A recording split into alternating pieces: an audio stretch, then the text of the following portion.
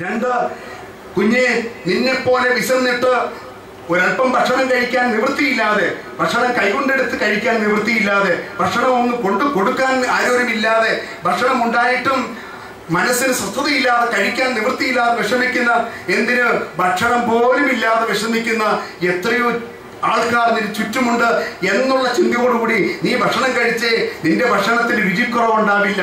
ഒരു കറി മതി ആവോളം കഴിക്കാനായിട്ടുള്ള ഒരു ആവേശം നമുക്കുണ്ടാവും. ഇല്ലെങ്കിലോ നീ ദൈവത്തെ മറന്നിട്ട്, ദൈവത്തിന്റെ പദ്ധതി മറന്നിട്ട് ഭക്ഷണം കഴിക്കാനിരിക്കുമ്പോൾ എന്താടി ഇങ്ങനെ ഉണ്ടാക്കി വെച്ചിരിക്കുന്നത് എന്ന് ഒരു നാമവിശേഷണത്തോടു കൂടിയുള്ള പ്രതികരണം. നിന്റെ പട്ടിക്ക് കൊണ്ട് കൊടുക്കടി എന്ന ഒരു ഉപദേശം, എന്റെ ഒരു ഇതിനും വേണ്ട എന്നുള്ള ഒരു വ്യാഖ്യാനം. ഏതെല്ലാം തരത്തിലാണ് നമ്മൾ മാനസിക രോഗികളെ പോലെ പ്രതികരിക്കുക, വൈകാരികമായി വ്രണതരെ പോലെ നമ്മൾ പ്രതികരിക്കുക എന്ന് പറഞ്ഞാൽ ആ കഴിക്കുന്ന ഭക്ഷണം കൊണ്ടും മനസ്സിന് തൃപ്തി ഉണ്ടാവില്ല, വയറ് നിറയത്തില്ല. കർത്താവ് നമ്മെ ഉപദേശിക്കുകയാണെന്ന്, മകനെ മകളെ, നിന്റെ വിശപ്പടക്കണമെങ്കിൽ നീ കഴിക്കുമ്പോഴും നീ കരുതുമ്പോഴും അതിന്റെ പിന്നിലെ ദൈവത്തിന്റെ കരത്തെ മറക്കരുത്, ദൈവത്തെ ഓർക്കണമെന്ന്. അപ്പോഴും പ്രലോഭകനെ തോൽപ്പിക്കാതെ വിജയശ്രീലനായ കർത്താവിനെ ഈ പ്രലോഭകൻ മറ്റൊരു സാഹചര്യത്തിലേക്ക് കൊണ്ടുപോയിട്ട് പറയും, ദൈവവചനം നിനക്ക് ഹൃദിസ്ഥമാണല്ലോ, ദൈവവചനം നിന്റെ കൂടെയുണ്ടല്ലോ, നിനക്ക് എന്തുകൊണ്ട് ആ ശക്തി തിരിച്ചറിഞ്ഞ് ദൈവത്തിന്റെ ശക്തി അതിനെ ഒന്ന് അളന്നുകൂടാ എന്ന്, ദൈവത്തെ ഒന്ന് അളന്നുകൂടാ എന്ന് പ്രലോഭകൻ വീണ്ടും ചോദിക്കുകയാണ്. നിനക്കുണ്ടല്ലോ ഇത്രമാത്രം സിദ്ധികൾ, നിനക്കുണ്ടല്ലോ ഇത്രമാത്രം കഴിവുകൾ, സാധ്യതകൾ, അവയെക്കുറിച്ച് നിനക്കൊന്ന് തിരിച്ചറിവിൽ ജീവിച്ചുകൂടെ? ഒരുപക്ഷെ കൗൺസിലിങ്ങിനൊക്കെ ചെല്ലുമ്പോൾ പലപ്പോഴും നമുക്ക് കിട്ടുന്ന ചില നിർദ്ദേശങ്ങൾ നമ്മുടെ കഴിവിനെയും സിദ്ധികളെയും സാധ്യതകളെയും തിരിച്ചറിയുവാനുള്ള ചില ശാസ്ത്രീയമായ ഉപദേശങ്ങളും നിഗമനങ്ങളും ചില ഹോംവർക്കുകൾക്കുള്ള സാധ്യതകളും ഒക്കെ കൗൺസിലിങ്ങിന്റെ ശാസ്ത്രീയമായ അവസ്ഥയിലേക്കൊക്കെ വരുമ്പോൾ നാം തിരിച്ചറിയും, ആ കൗൺസിലർ നമ്മെ തന്നെ നമ്മുടെ ആ സാഹചര്യത്തിലേക്ക് ഇറങ്ങി വന്നുകൊണ്ട് നമ്മുടെ സിദ്ധികളെയും സാധ്യതകളെയും തിരിച്ചറിയുവാനും ഇതിലേക്ക് വഴിതെളിച്ച സാഹചര്യങ്ങളെ കണക്കിലെടുക്കുവാനും ഒക്കെ നമുക്ക് ഉപദേശം നൽകിക്കൊണ്ട് നമ്മെ കഴിവുറ്റവരാക്കി, പ്രാപ്തരാക്കി, സ്വയം പര്യാപ്തതയിലേക്ക് നയിക്കുകയൊക്കെയാണ് പലപ്പോഴും കൗൺസിലർമാർ ചെയ്യുന്നതെങ്കിൽ ഈ പ്രലോഭകൻ മറ്റെന്ത് ചെയ്യാനാണ് കർത്താവിന് മുമ്പിൽ വന്നത്? ഈ പ്രലോഭകൻ കർത്താവിന്റെ ആ മാനസിക ശക്തി, ആത്മീയ ശക്തി, കർത്താവിന്റെ ആ ദൈവത്തിലുള്ള ആശ്രയബോധം, ദൈവവചനത്തിലുള്ള വിശ്വാസത്തെ ഒക്കെ ഒന്ന് ഓർക്കാൻ അവസരമുണ്ടാക്കി കൊടുത്തു. എല്ലാം ശരിയാണ് പറഞ്ഞത്, മാലാഖമാർ താങ്ങിക്കൊള്ളും എന്നുള്ളത് സത്യമാണ്, ദൈവവചനത്തിൽ അങ്ങനെ വെളിപ്പെടുത്തിയിട്ടുണ്ട്. താനും ഒരു തരത്തിലും പ്രലോഭകനെ അക്കാര്യം പറഞ്ഞ് തിരുത്താനാവില്ല എന്നിരിക്കെ കർത്താവ് പറഞ്ഞത് കാര്യം സത്യമാണെങ്കിലും ദൈവത്തെ നീ പരീക്ഷിക്കരുത് എന്നുകൂടെ എഴുതപ്പെട്ടിരിക്കുന്നു എന്ന് പറയുമ്പോൾ ദൈവത്തിന്റെ പദ്ധതിയെ നീ നിന്റേതായ വിധത്തിൽ വ്യാഖ്യാനിക്കരുത്. ദൈവത്തിൻ്റെ പദ്ധതി ഉണ്ടാകും. നീ വീഴണമെന്നാണെങ്കിൽ വീഴണം, നീ എഴുന്നേറ്റ് നടക്കാനാണെങ്കിൽ നടക്കണം. ആ വീഴ്ചയിലൂടെ ദൈവം നിന്നെ ചിലത് പഠിപ്പിക്കാനുണ്ടാവും, അവിടുന്ന് വഴി നടത്താനുണ്ടാവും. അങ്ങനെ രക്ഷയുടെ പദ്ധതി ഒരു ക്രൂശീകരണത്തിലൂടെയാണ് പൂർത്തീകരിക്കപ്പെടേണ്ടതെങ്കിൽ ഇതാ അതിന് ഞാൻ തയ്യാർ എന്ന് കർത്താവ് പറയുകയാണ്. കുരിശിൽ തൂങ്ങിക്കിടന്നപ്പോൾ ഇറങ്ങി വാ, നീ ശക്തനാണെങ്കിൽ എന്ന് ചോദിച്ചില്ലേ? നീ ദൈവത്തിന്റെ പുത്രനാണെങ്കിൽ നീ തന്നെ ഇറങ്ങി വന്ന് ഞങ്ങളെയും കൂടെ രക്ഷിക്കുക എന്ന് പറഞ്ഞില്ലേ? കർത്താവ് ഇറങ്ങി വന്നോ? ദൈവത്തിന്റെ ശക്തി അവിടുന്ന് പരീക്ഷിച്ചോ? ആ പ്രലോഭനത്തിന് കർത്താവ് വീണോ? കർത്താവിന്റെ ജീവിതത്തിൽ ഉടനീളം നിലനിന്ന തന്നിലുള്ള പരിശുദ്ധാത്മാവിന്റെ ശക്തിയെ പരീക്ഷിക്കുവാനുള്ള കർത്താവിന്റെ പ്രലോഭനങ്ങളെ അതിജീവിക്കുകയാണ് അവിടുന്ന് ചെയ്തത്. ഉടനീളം അവിടുന്ന് പറഞ്ഞു, ദൈവത്തിന്റെ ശക്തിയെ ഞാൻ പരീക്ഷിക്കില്ല, കാരണം അതിന്റെ സമർപ്പണത്തിൽ ചേരില്ല. ഞാൻ എന്നെ തന്നെ ഈ ലോകത്തിന്റെ രക്ഷയ്ക്കായി മരണത്തിനായി ഏൽപ്പിച്ചു കൊടുക്കാൻ ഇറങ്ങി വന്നവനാണോ? ആ മരണത്തിനായി ഞാൻ ഏൽപ്പിച്ചു കൊടുത്തുകൊണ്ട് പാപപരിഹാരത്തിനുള്ള പരിശുദ്ധീകരിക്കപ്പെട്ട ഒരു ബലി അർപ്പിച്ചേ മതിയാവൂ. എന്റെ ബലിയർപ്പണം പൂർത്തിയാക്കണം, സഹനത്തിലൂടെ ഞാൻ കടന്നു പോകണം, മരണത്തിലൂടെ ഞാൻ കടന്നു വരണം. അതാണ് മനുഷ്യന്റെ ജീവിതത്തിലെ യഥാർത്ഥത്തിലുള്ള അവസ്ഥ. അതിലൂടെ കടന്നു പോയാലും നിന്നെ രക്ഷിക്കുന്ന ദൈവം അവസാനം നിന്നെ താങ്ങിക്കൊള്ളും എന്ന് കർത്താവ് വാഗ്ദാനം ചെയ്തത് സംഭവിച്ചുകൊള്ളും. പക്ഷേ ആ ദൈവത്തെ പരീക്ഷിക്കാൻ ഞാൻ തയ്യാറല്ല എന്ന് കർത്താവ് പ്രലോഭകനോട് മറുപടി പറയുന്നത് നാം ഓർക്കണം. പ്രിയപ്പെട്ടവരെ, അങ്ങനെയെങ്കിൽ എന്റെയും നിങ്ങളുടെയും ഒക്കെ ജീവിതത്തില് അനുദിന ജീവിതത്തിൽ ഉണ്ടാവുന്ന നൊമ്പരങ്ങൾ, സഹനം, നഷ്ടം, ക്ലേശങ്ങൾ, ദുരിതം, കഷ്ടപ്പാട്, രോഗം, നമ്മുടെയൊക്കെ ജീവിതത്തിൽ ഉണ്ടാകുന്ന ഇവയൊക്കെ അകറ്റാൻ നമ്മൾ ദൈവത്തെ എന്തിന് പരീക്ഷിക്കണം? കർത്താവേ, നിനക്ക് ശക്തി ഉണ്ടെങ്കിൽ എന്റെ ഈ പ്രശ്നം ഒന്ന് നീക്കിത്താ എന്ന് പറയാതെ പറയുന്ന ഒരു പ്രാർത്ഥന നമ്മുടെ ഉള്ളിലുണ്ട്. കാരണം ദൈവത്തെ അങ്ങ് മുറുകെ പിടിച്ചാൽ മതി, വചനത്തെ അങ്ങ് കാണാപ്പാഠം പഠിച്ചാൽ മതി, അങ്ങനെ ചെയ്താൽ മാത്രം മതി, ആ ക്രിയ ചെയ്താൽ കർത്താവിന്റെ കരങ്ങളിൽ ഞാൻ സുരക്ഷിതനായിരിക്കും എന്നുള്ള കർത്താവിനെ പരീക്ഷിക്കുന്ന മനോഭാവത്തോടുള്ള സമീപനം എന്റെ പ്രിയപ്പെട്ടവരെ ഈ നോമ്പ് കാലത്ത് നാം വീണ്ടും വിചാരത്തിന് ഇടയാക്കണം. സഹനവും ക്ലേശവും ദുഃഖവും ദുരിതവും കഷ്ടതയും എല്ലാം നമ്മുടെ ജീവിതത്തിൽ സത്യമാണ്. ആരും സത്യമല്ലെന്ന് പറയാറില്ല. മരണത്തിലൂടെ മാത്രമേ എനിക്ക് നിങ്ങൾക്ക് കടന്നു പോകാനുള്ളൂ. ഇതൊക്കെ പറയുമ്പോൾ നമ്മൾ സമ്മതിക്കും. പക്ഷേ നേരിടുമ്പോഴോ, അത് ജീവിതത്തിൽ നമ്മൾ അനുഭവിക്കേണ്ടി വരുമ്പോഴോ, അവിടെയാണ് ദൈവത്തെ പരീക്ഷിക്കുന്ന നമ്മുടെ പ്രലോഭനം, ദൈവത്തിന്റെ ശക്തിയെ ചോദ്യം ചെയ്യുന്ന നമ്മുടെ പ്രതികരണം. പ്രാർത്ഥിച്ചിട്ടും കാര്യമില്ല, ദൈവത്തെ ആശ്രയിച്ചിട്ടും പ്രയോജനമില്ല എന്ന് പ്രതികരിക്കേണ്ട പരാജിതൻ്റെതായ ഒരു പ്രകടനം. ഇതൊക്കെ സത്യമാണ്. രോഗം സത്യമാണ്, പ്രശ്നങ്ങളും പ്രയാസങ്ങളും സത്യമാണ്, ദാരിദ്ര്യ ദുഃഖങ്ങൾ സത്യമാണ്, നഷ്ടങ്ങൾ സത്യമാണ്. അവസാനത്തെ ഏറ്റവും വലിയ നഷ്ടമാണ് മരണമെങ്കിൽ ഈ മരണം പോലും നേരിടാതെ ഞാനും നിങ്ങളുമാരും ഈ ലോക ജീവിതം കടന്നു പോകില്ല എന്നിരിക്കലും പലപ്പോഴും നമുക്ക് പരാജയം വരുന്നത് ഈ മരണത്തിന് മുമ്പിൽ പോലും നാം ദൈവത്തെ പരീക്ഷിക്കുന്നവരായി നമ്മുടെ നിലപാടുകൾ എടുക്കുകയാണ്. ദൈവത്തിന്റെ ശക്തി പരീക്ഷിച്ചിട്ട് പരാജയപ്പെട്ടിട്ട് വിശ്വാസം നഷ്ടപ്പെടുത്തിയ എത്രയോ പേർ. പ്രാർത്ഥിച്ചിട്ടും ദൈവത്തിന്റെ ശക്തി ഒന്നും തെളിഞ്ഞില്ല എന്ന കാരണത്താൽ ശക്തിയുള്ളവന്റെ പുറകെ പോയ എത്രയോ പേർ. അങ്ങനെ അക്കാരണത്താൽ പ്രാർത്ഥനാ ജീവിതം ദൈവബന്ധം ഉപേക്ഷിച്ച എത്രയോ പേർ. പകരം കുട്ടി ദൈവങ്ങളെ സൃഷ്ടിച്ച എത്രയോ പേർ. അക്കാരണത്താൽ തന്നെ ജീവിതം തോൽപ്പിച്ചവർ എത്ര പേർ. ജീവിതത്തോട് ഒരു നിഷേധാത്മകമായ രീതിയിൽ അതിനെ സ്വീകരിച്ചുകൊണ്ട് അങ്ങനെ ചത്തതിനൊക്കെ ജീവിച്ചിരിക്കണമെന്ന രീതിയിൽ പോകുന്ന എത്ര പേർ. ഇക്കാരണത്താൽ തന്നെ മനസ്സ് പതറിയിട്ട് രോഗികളായി തീർന്ന എത്രയോ പേർ. ഇവിടെയൊക്കെ ഒരുപോലെ നാം തിരിച്ചറിയണം, ഈ പ്രലോഭകന്റെ പ്രലോഭനത്തിന് നമ്മളൊക്കെ വസമ്മതരായിരിക്കുകയാണ്, നമ്മളൊക്കെ വീണിരിക്കുകയാണ്. പ്രിയപ്പെട്ടവരെ, എന്റെയും നിങ്ങളുടെയും ജീവിതത്തിൽ ഒരേ ഒരു കാര്യം നാം ഏറ്റു പറയണം. ദൈവമേ, നിന്റെ കൃപയെ ഞാൻ സംശയിക്കില്ല, നിന്റെ സ്നേഹത്തെ ഞാൻ സംശയിക്കില്ല, നിന്റെ കാരുണ്യത്തെ ഞാൻ കൊച്ചാക്കില്ല, നിന്റെ വഴികളെ ഞാൻ മറക്കില്ല, നിന്നെ ചോദ്യം ചെയ്യാൻ ഞാൻ ആളല്ല. കാരണം നിന്റെ സ്നേഹത്തിന്റെ ആഴമോ അർത്ഥമോ ലക്ഷ്യമോ ഒന്നും തിരിച്ചറിയാത്ത ബലഹീനയാണ് ഞാൻ. നിന്റെ കൃപയുടെ ആ വ്യാസമൊന്ന് അളക്കാൻ കഴിവില്ലാത്തവളുമാണ് ഞാൻ. ആ ദൈവവചനത്തിന്റെ പൊരുളെന്തെന്ന് ഗ്രഹിക്കാൻ ശക്തിയില്ലാത്ത വ്യക്തിയാണ് ഞാൻ.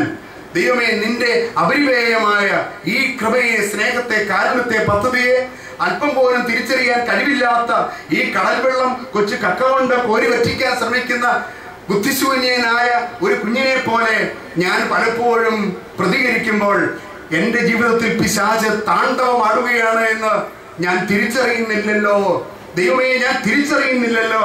അവൻ എന്നെ അവന്റെ വഴിയിലൂടെ നടത്തിക്കൊണ്ട് പോവുകയാണല്ലോ എന്ന് തിരിച്ചറിയുവാൻ സാധിക്കുമോ എന്ന് കർത്താവ് ഈ നോമ്പുകാലത്ത് നമ്മോട് ചോദിക്കുകയാണ്. പ്രിയപ്പെട്ടവരെ, വീണ്ടും പ്രലോഭകൻ കർത്താവിനെ മറ്റൊരു സാഹചര്യത്തിലേക്ക് അനയിക്കുകയാണ്.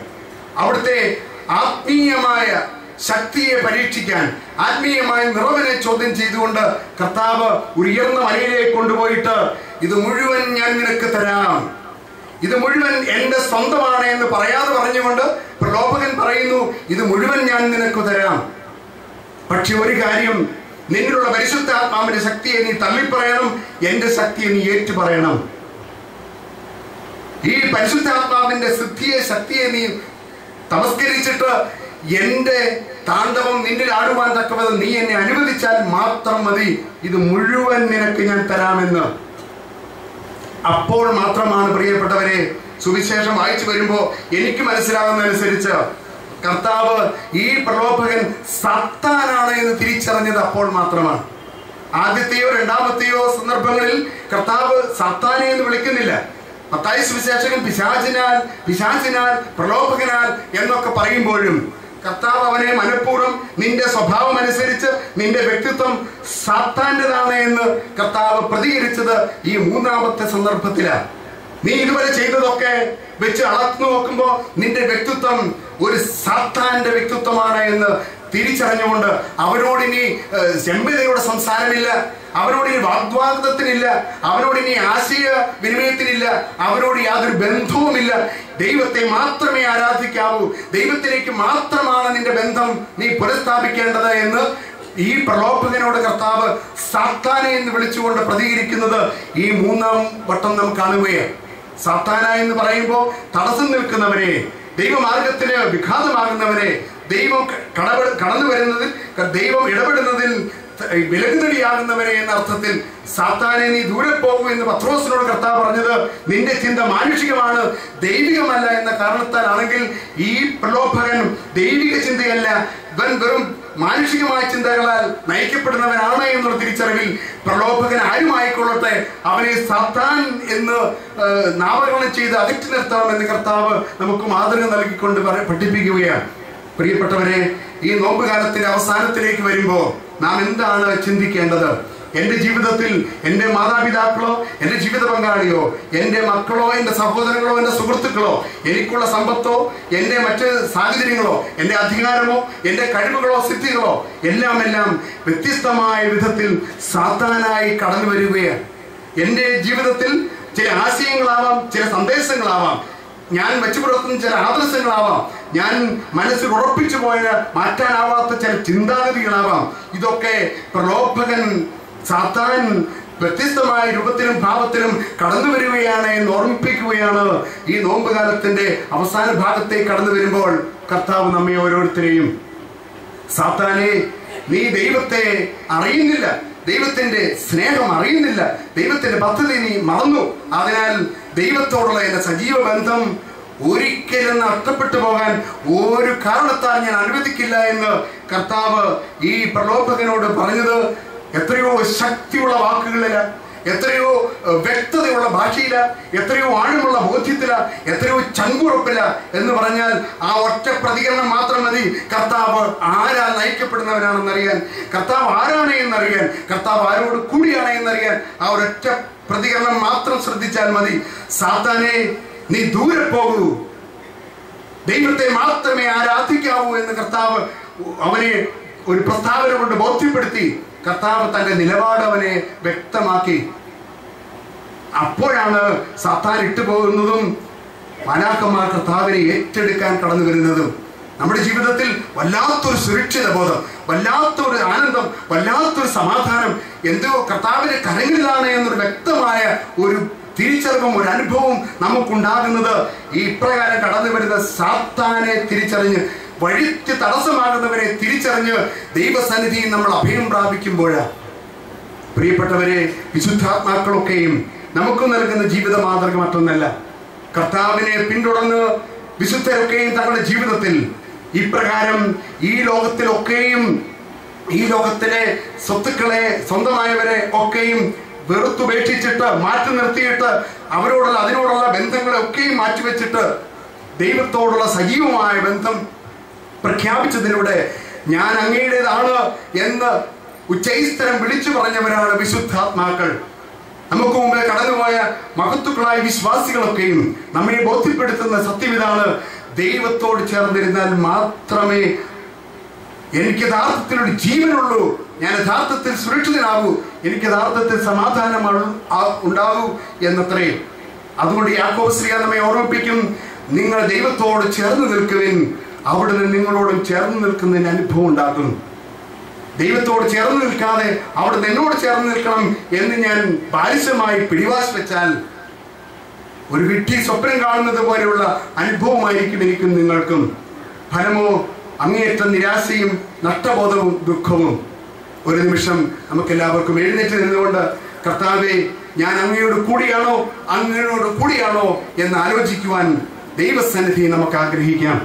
ദൈവമേ, നീ എന്നോട് കൂടെ താമസിക്കണമേ, ഞങ്ങളോട് കൂടെ വസിക്കണമേ എന്ന് എമ്മാവുസിലേക്ക് പോയ ശിഷ്യന്മാർ പറയേണ്ടി വന്നത്, അവർ ഇപ്രകാരം പ്രലോഭനത്തിന് അകപ്പെട്ട് സാത്താനെ നേരിട്ട് ദൈവ വഴിയിൽ നിന്നും അകന്ന് ജെറുസലേമിനെ വിട്ട് ദൂരദേശത്തേക്ക് പോകേണ്ട ഗതികേട് വന്നപ്പോഴാണ് കർത്താവെ നീ കൂടെ വസിക്കണമേ എന്ന് ആ കർത്താവിനോട് അവർ ആവശ്യപ്പെട്ടത്. അവരുടെ പോക്കത്ര ശരിയില്ല എന്നവർ തിരിച്ചറിഞ്ഞപ്പോഴാണ്, ദൈവവചനത്തിന്റെ പൊരുൾ മനസ്സിലാക്കിയപ്പോഴാണ്, അവിടെ ഹൃദയം അപ്രകാരം ജ്വലിച്ചിരുന്നതിനെ അവർ ഓർത്തപ്പോഴാണ്, കർത്താവെ നീ പോകരുതേ, കൂടെ വസിക്കണമേ, നിന്നോട് കൂടിയായിരിക്കുന്നതാണ് ഏറ്റവും സുരക്ഷിതത്വം എന്ന് മനസ്സിലാക്കിയത്. പ്രിയപ്പെട്ടവരെ, കണ്ണുകൾ അടച്ച് നമ്മുടെ ചിന്തകൾ കൊണ്ട് ഒരുപക്ഷെ നമ്മുടെ മാതാപിതാക്കളെ കൂട്ടുനിർത്താൻ വേണ്ടി, നമ്മുടെ ജീവിത പങ്കാളിയെ കൂടെ താമസിപ്പിക്കാൻ വേണ്ടി, നമ്മുടെ മക്കളെ നമ്മോട് ചേർന്ന് നിൽക്കാൻ വേണ്ടി, നമ്മുടെ സുഹൃത്തുക്കൾ കൈമോശപ്പെടാതിരിക്കാൻ വേണ്ടി, നമ്മൾ നേടിയ സമ്പത്തോ അല്ലെങ്കിൽ മറ്റ് ഭൗതികമായവയോ നഷ്ടപ്പെട്ടു പോകാതിരിക്കാൻ വേണ്ടി, നമ്മൾ ഉയർത്തിപ്പിടിച്ചിരിക്കുന്ന ആദർശം എപ്പോഴും ഉയർത്തിപ്പിടിച്ച് തന്നെ നിൽക്കുവാൻ വേണ്ടി, ഈ ലോകത്തിന്റെ നമ്മുടെ ചില വഴികൾ, ചില ദൗർബല്യങ്ങൾ, ചില തഴക്കങ്ങൾ നമ്മോട് കൂടെ നിർത്താൻ വേണ്ടി, അങ്ങനെ ഈ ലോകത്തിൻ്റെതായ പ്രലോഭനങ്ങളെ വശംവദനായി സാത്താനെ കൂടെ നിർത്താനുള്ള നമ്മുടേതായ ദൗർബല്യം നിറഞ്ഞ പ്രലോഭനങ്ങൾ, പ്രവണതകൾ, അതുമൂലം കർത്താവ് നമ്മോട് കൂടെ താമസിക്കാനാവാതെ അകന്നു നിൽക്കുകയല്ലേ? കർത്താവ് കൂടെയില്ല എന്നുള്ള തിരിച്ചറിവ് നമുക്കുണ്ടാവുകയല്ലേ? ഇപ്പോഴും നമ്മുടെ വിശപ്പ് മാറാതെ, നമ്മുടെ ദാഹം തീരാതെ, നമ്മുടെ വേദനകൾ കരുതിയില്ലാതെ നാം ഇപ്പോഴും നെട്ടോട്ടം ഓടുകയല്ലേ? കർത്താവെ അങ്ങ് കൂടെ വസിക്കണമേ എന്ന് യാചിക്കുമ്പോൾ കൂടെ വസിക്കാൻ തക്ക വിധം ഇതാ ഞങ്ങളുടെ വാതിലുകൾ തുറന്നു തന്നിരിക്കുന്നു, ഞങ്ങളുടെ ഹൃദയം ഇതാ തുറന്നു തന്നിരിക്കുന്നു, ഞങ്ങളെ മുഴുവനായി സമർപ്പിച്ചിരിക്കുന്നു, ഇതാ ഞങ്ങൾ വിശ്വാസം പറഞ്ഞിരിക്കുന്നു, അങ്ങേ മാത്രമേ ആരാധിക്കാവൂ എന്ന് സമ്മതിച്ചിരിക്കുന്നുവെന്ന് ഹൃദയം കൊണ്ട് നമ്മൾ സമ്മതിക്കുമോ, ഏറ്റുപറയുമോ? അതാകും നമ്മുടെ ഇന്നത്തെ പ്രാർത്ഥന. ദൈവമേ, കടന്നു വന്ന് ഞങ്ങളോട് കൂടെ വസിക്കണമേ, ഞങ്ങളുടെ ഹൃദയങ്ങളെ പ്രോജ്വലിപ്പിക്കണമേ. അങ്ങ് മാത്രമാണ് ഞങ്ങളുടെ വഴിയെന്നും സത്യമെന്നും ഞങ്ങൾക്കുള്ള ജീവനെന്നുമുള്ള ബോധ്യം ഞങ്ങളിൽ ആഴപ്പെടുത്തണമേ. അങ്ങനെ വിശുദ്ധാത്മാക്കളോട് പങ്കുചേരുവാൻ, ഞങ്ങളുടെ ഹൃദയത്തെ ചേർത്ത് വെക്കുവാൻ തക്ക വിധം ഞങ്ങളെ ഒന്ന് സഹായിക്കണമേ. പരിശുദ്ധാത്മാവിനെ ഞങ്ങളെ അനുഗ്രഹിക്കണമേ എന്ന് നമുക്ക് ഹൃദയം നുറങ്ങി കർത്താവിനോട് കരങ്ങൾ ഉയർത്തി പ്രാർത്ഥിക്കാം. കൂടെ വസിക്കണേ, പോകരുതേ, കൂട്ടുവേണം നിന്റെ സ്നേഹബലം.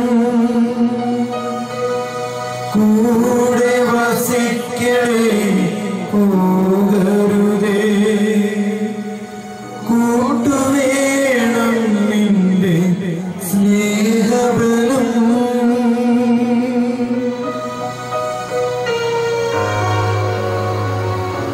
കരങ്ങൾ കൂപ്പി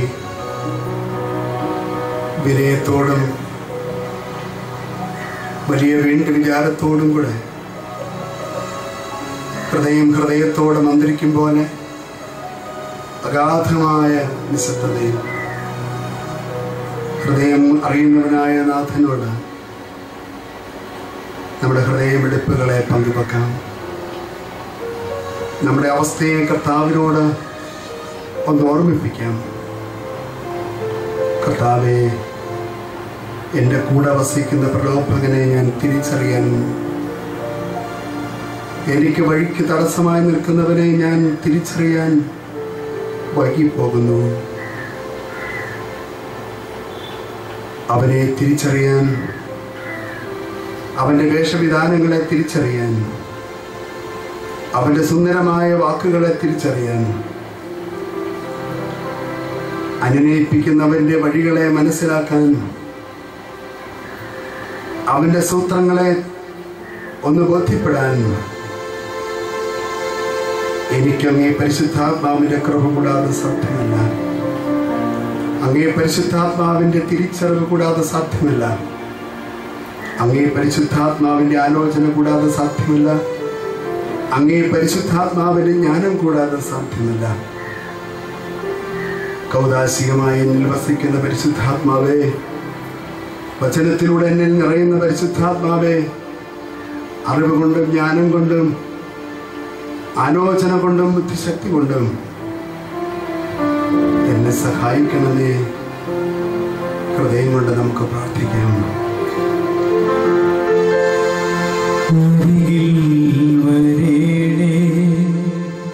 സദയം തൊടേണേ സുഖമായിടും എൻ്റെ ഉള്ളം അരികിൽ വരേണേ സദയം തൊടേണേ സുഖമായിടും എൻ്റെ ഉള്ളം സ്നേഹം ത്യാഗമെന്നോദി കുരിശിൽ മരിച്ചൊരു നാഥാ സ്നേഹം ത്യാഗമെന്നോദി കുരിശിൽ മരിച്ചൊരു നാഥാ അരികിൽ വരേണേ സദയം തൊടേണേ സുഖമായിടും എൻ്റെ ഉള്ളം അരികിൽ വരേണേ സദയം തൊടേണേ സുഖമായിടും എൻ്റെ ഉള്ളം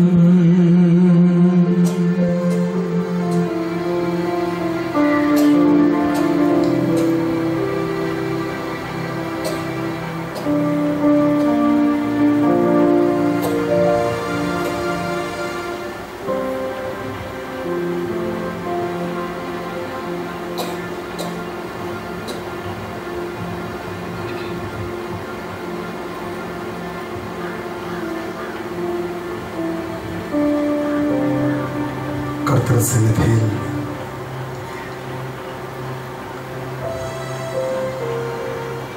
തുടർന്നും നമുക്ക് പ്രാർത്ഥിക്കുന്നു.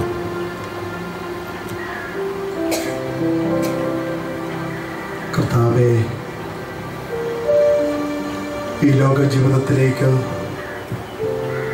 അങ്ങ് ഫലമേൽപ്പിച്ച ഉത്തരവാദിത്തങ്ങൾ നിറവേറ്റാൻ ഇതാ ഞാൻ കടന്നു പോകുന്നു.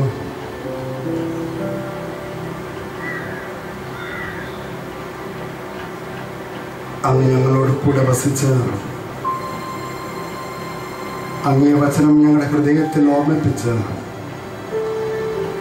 ആ വചനത്തിലൂടെ അങ്ങയുടെ സാന്നിധ്യവും സ്നേഹവും ഞങ്ങളെ അനുഭവവേദ്യമാക്കി ജെറുസലേമിലേക്ക് തിരിച്ചു പോകാൻ, സഹനത്തിനർത്ഥം കണ്ടെത്താൻ, മരണത്തിലൂടെ ജീവൻ സ്വന്തമാക്കാൻ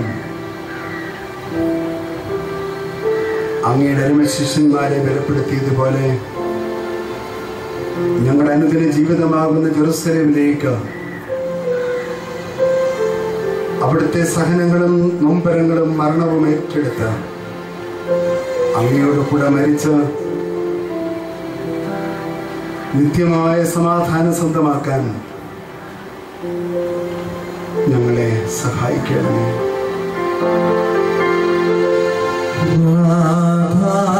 കൂടെ വസിക്കണമേ നാഥ, കൂടെ വസിക്കണമേ നാഥ, കൂടെ വസിക്കണമേ